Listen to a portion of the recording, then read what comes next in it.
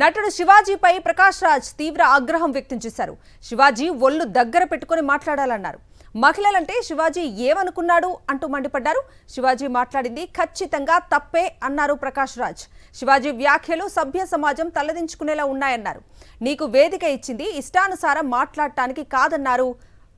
మహిళల పట్ల శివాజీ తన దృష్టిని మార్చుకోవాలని హితోపదేశం చేశారు ప్రకాష్ రాజ్.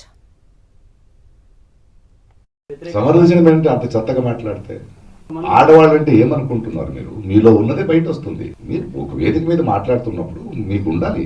సరే, ఆయన క్షమాపణ అడిగాడు, బట్ ఒక సంస్కారాలు బలిదారు కదా. ఇప్పుడు ఆడవాళ్ళని సపోర్ట్ చేయాల్సింది మా బాధ్యత, మా కర్తవ్యం. అది శివాజీ గారు కానీ ఎవరు కానీ ఒక వేదిక మీద మాట్లాడేటప్పుడు ఒళ్ళు దగ్గర పెట్టుకుని, మీకు ఒక వేదిక ఎందుకు ఇచ్చారు?